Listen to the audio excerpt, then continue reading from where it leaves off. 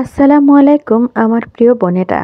আশা করছি আল্লাহ তাআলার অশেষ রহমতে সকলেই ভালো আছেন এবং সুস্থ আছেন। আল্লাহর শ্রেষ্ঠত্ব প্রকাশ করতে যেসব নামে ডাকা হয় সেগুলোকে বলে ইসমে আজম। এই দুই শব্দের মধ্যে ইসম শব্দের অর্থ নাম আর আজম অর্থ মহান বা শ্রেষ্ঠ।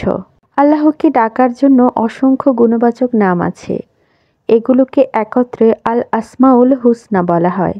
পবিত্র কোরআনের 4টি আয়াতে আল আসমাউল হুসনার কথা উল্লেখ করা হয়েছে। হাদিসে আল্লাহর 99টি নামের কথা বলা হয়েছে।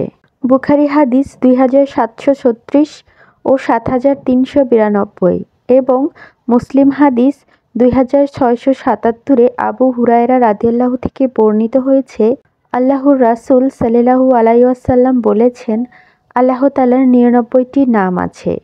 যে ব্যক্তি এই নামগুলো মুখস্থ করবে সে জান্নাতে যাবে। ইসমে আজমের মাধ্যমে দোয়া করলে আল্লাহ তাআলা দোয়া কবুল করেন।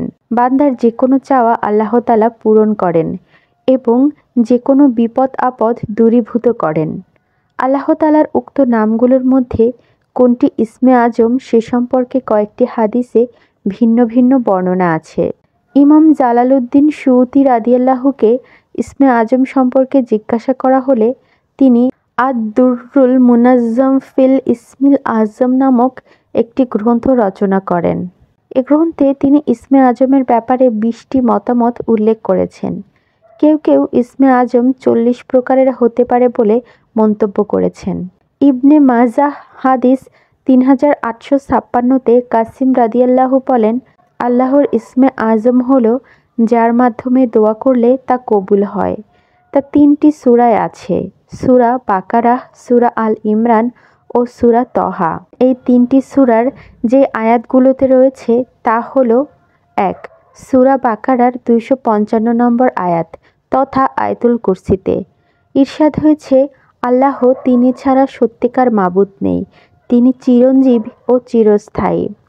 2. সূরা আলে ইমরানের প্রথম 2 আয়াতে আল্লাহ তাআলা বলেন, আলিফ লাম মিম, আল্লাহ তিনি ছাড়া কোনো সত্যিকার মাবুদ নেই, তিনি চিরঞ্জীব ও চিরস্থায়ী। 3. সূরা তোহার 111 নম্বর আয়াতে আল্লাহ তাআলা বলেন, চিরঞ্জীব চিরস্থায়ীর সম্মুখে সবাই হবে অধোমুখী।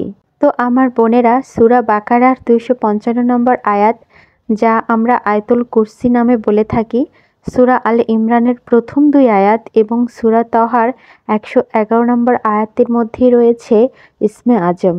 এই ইসমে আজম পড়ে যে কোনো দোয়া করলে আল্লাহ তাআলা তা কবুল করেন।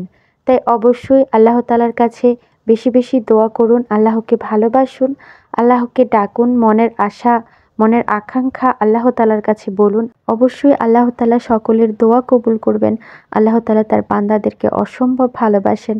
আল্লাহ তাআলা অপেক্ষা করে থাকেন তার বান্দারা কখন তার কাছে চাইবে এবং তিনি তার বান্দাদের চাওয়া পূরণ করবে।